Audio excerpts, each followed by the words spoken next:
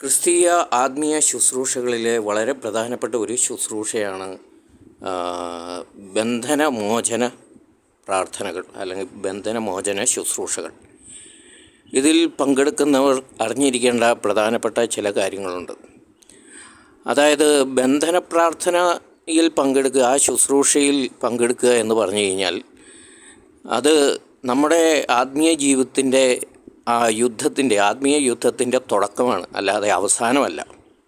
പൊതുവെ ആൾക്കാരുടെ ധാരണ ബന്ധന പ്രാർത്ഥനയിൽ പങ്കുകൊണ്ട് കഴിഞ്ഞാൽ അവരുടെ എല്ലാ പ്രശ്നങ്ങളും അവസാനിച്ചു, എല്ലാ പൈശാചിക പ്രതിസന്ധികളും തീർന്നു, പിന്നെ അവർ കൂടുതൽ പ്രാർത്ഥിക്കുകയൊന്നും വേണ്ട, അവർക്കെല്ലാം യഥേഷ്ടം അവരുടെ ഇഷ്ടം പോലെ ജീവിക്കാം എന്നൊരു ധാരണയുണ്ട്, മിഥ്യാധാരണയുണ്ട്. അത് തികച്ചും ആത്മീയമായിട്ടുള്ള വലിയ അജ്ഞത തന്നെയാണ്. അതിലൂടെ പലരും കൂടുതൽ ആത്മീയ ബന്ധനങ്ങളിലേക്ക് ചെന്ന് പെട്ടിട്ടുണ്ട്. അതിൻ്റെ കാരണം ഞാൻ പറയാം. കാരണം ഈ ബന്ധനമോചന ശുശ്രൂഷ എന്ന് പറയുമ്പോൾ ആ ശുശ്രൂഷയിലൂടെ സംഭവിക്കുന്നത് പിശാച് ഒരു നിശ്ചിത സമയത്തേക്കാണ് ആ വ്യക്തിയിൽ നിന്ന് അകന്നു പോകുന്നത് അല്ലെങ്കിൽ വിട്ടുപോകുന്നത്. സത്യത്തിൽ ഇത് വലിയ കരുണയാണ്, ഈശോയുടെ വലിയ കരുണയാണ്. ഈ ഒരു ബന്ധനമോചന ശുശ്രൂഷ എന്ന് പറയുന്നത് ഈശോയുടെ വലിയൊരു കരുണയാണ്. കാരണം യഥാർത്ഥത്തിൽ നമ്മൾ ഇങ്ങനെ ഒരു ശുശ്രൂഷയ്ക്ക് നമ്മൾ യോഗ്യരല്ല, നമ്മൾ ഈ ശുശ്രൂഷ സ്വീകരിക്കാൻ നമ്മൾ യോഗ്യരല്ല. കാരണം നമ്മൾ പാപികളാണ്. തന്നെയുമല്ല, ഒരു മനുഷ്യനിലേക്ക് ഒരു ബന്ധനം കടന്നു വരുന്നുണ്ടെങ്കിൽ തക്കതായ പാപകാരണങ്ങളുണ്ട്.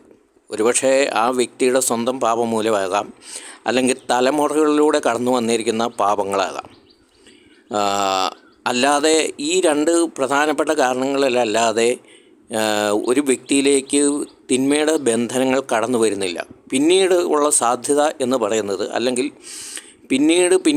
അല്ലെങ്കിൽ ഒരു മൂന്നാമത്തെ കാരണം എന്ന് പറയുന്നത് ദൈവികമായിട്ടുള്ള വിശുദ്ധിയിലേക്ക് നമ്മൾ വളരുമ്പോൾ ഈശോ അങ്ങനെ ഒരു പിശാചിനെ അനുവദിക്കും. നമ്മളെ ഇങ്ങനെ ബന്ധനത്തിലും അങ്ങനെയുള്ള തിന്മയുടെ സ്വാധീനത്തിലൊക്കെ അകപ്പെട്ട് കുറച്ച് നാൾ നമ്മളെ പരീക്ഷിക്കും. അത് നമുക്ക് ജോബിൻ്റെ പുസ്തകത്തിൽ കാണാം. പൗലോസ് തന്നെ ഇതിനെക്കുറിച്ച് വളരെ വ്യക്തമായിട്ട് പറയുന്നുണ്ട്. ഈ തൻ്റെ എപ്പോഴും ശല്യപ്പെടുത്താനായിട്ട് ഇങ്ങനെ ഒരു ദൈവം തന്നെ അല്ലെങ്കിൽ ഈശോ തന്നെ ഒരു പിശാചിൻ്റെ ദൂതനെ വിടുന്ന കാര്യം പറയുന്നുണ്ട്. അത് ഇങ്ങനെയാണ്. 2 കൊറിന്തോസ് 12 അധ്യായം 7 വാക്യത്തെ ഇങ്ങനെയാണ് പറയുന്നത്: വെളിപാടുകളുടെ ആധിക്യത്താൽ ഞാൻ അധികം ആഹ്ലാദിക്കാതിരിക്കേണ്ടതിന് ശരീരത്തിൽ ഒരു മുള്ള് എനിക്ക് നൽകപ്പെട്ടിരിക്കുന്നു. അതായത് എന്നെ ശല്യപ്പെടുത്തുന്നതിനും മതിമറന്ന് ആഹ്ലാദിക്കാതെ എന്നെ നിയന്ത്രിക്കുന്നതിനും വേണ്ടിയുള്ള പിശാചിൻ്റെ ദൂതൻ.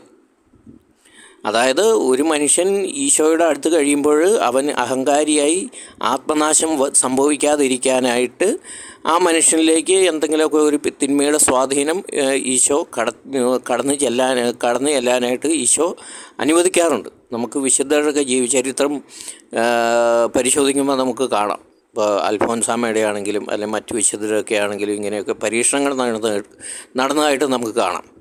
പക്ഷേ അത് എന്നും നിലനിൽക്കുന്ന ഒരു പരീക്ഷണമല്ല താനും. എങ്കിൽ തന്നെയും ഇങ്ങനെ ഒരു സ്വാധീനം ഉണ്ടാകാറുണ്ട് എന്ന് പറയുകയാണ്.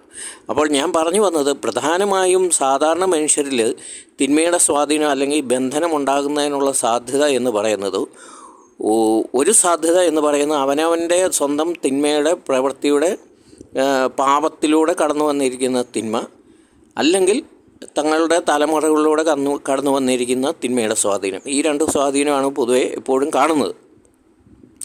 അപ്പോൾ അവർ ചെയ്യേണ്ട കാര്യം എന്താണെന്ന് എന്ന് ചോദിച്ചു കഴിഞ്ഞാൽ, ഇത് ഒരു കാര്യം മനസ്സിലാക്കുക: ബന്ധന പ്രാർത്ഥനയിൽ പങ്കെടുക്കുക, ശുശ്രൂഷ സ്വീകരിക്കുക എന്ന് ഒക്കെ ചെയ്യുമ്പോൾ ആ മനുഷ്യർ അന്നു മുതൽ മരണം വരെ നിരന്തരം പ്രാർത്ഥനയിലായിരിക്കേണ്ടതാണ്. അല്ലാത്ത പക്ഷം ഈ തിന്മ നിശ്ചിത സമയം കഴിയുമ്പോൾ നമ്മുടെ ഉള്ളിലേക്ക് തിരിച്ചു വരും. അത് അതിനേക്കാൾ മുമ്പുണ്ടായിരുന്നതിനേക്കാൾ വലിയ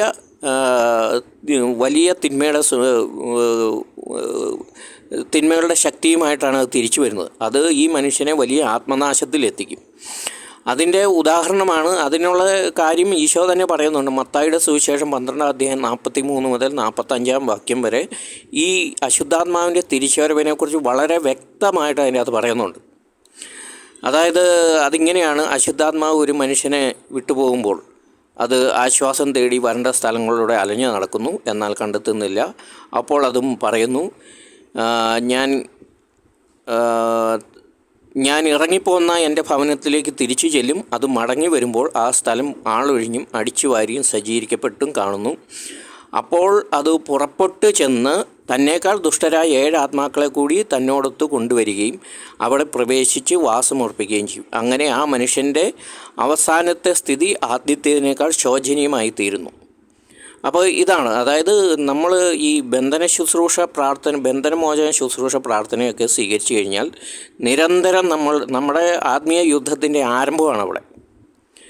അപ്പോൾ നമ്മൾ തീർച്ചയായും നിരന്തരം പ്രാർത്ഥിക്കണം. ഇല്ലെങ്കിൽ നമ്മൾ പ്രാർത്ഥിക്കാതെ അലസരായി എല്ലാം കഴിഞ്ഞു, നമ്മളിനി രക്ഷപ്പെട്ടു, പ്രാർത്ഥിക്കേണ്ട കാര്യമില്ല, നമുക്ക് നമ്മുടെ സൗകര്യം പോലെ ജീവിക്കാം എന്നൊക്കെ പ്ലാനിങ്ങിലാണ് ഈ പരിപാടിക്ക് പോകുന്നെങ്കിൽ, ഈ ശുശ്രൂഷയ്ക്ക് പോകുന്നെങ്കിൽ സൂക്ഷിക്കുക, നിങ്ങൾ വലിയ ആത്മീയ അപകടത്തിലാണ്.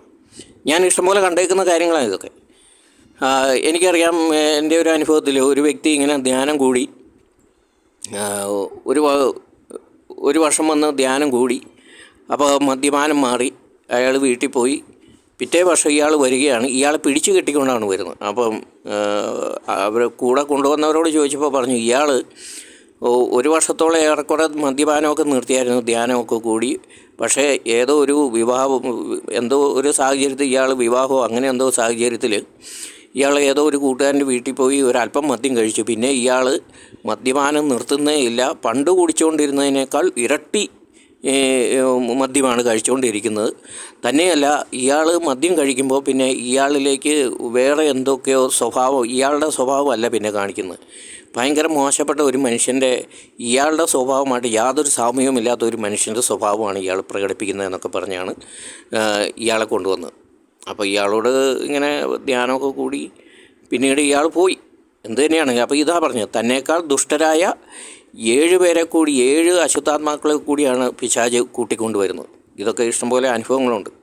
അപ്പോൾ അറിഞ്ഞിരിക്കുക, ഈ ധ്യാനം ഈ ബന്ധനമോചന ശുശ്രൂഷ എന്ന് പറയുന്നത് നമ്മുടെ ആത്മീയ യുദ്ധത്തിൻ്റെ ആരംഭമാണ്. അതെപ്പോഴും ഓർമ്മയിലിരിക്കണം.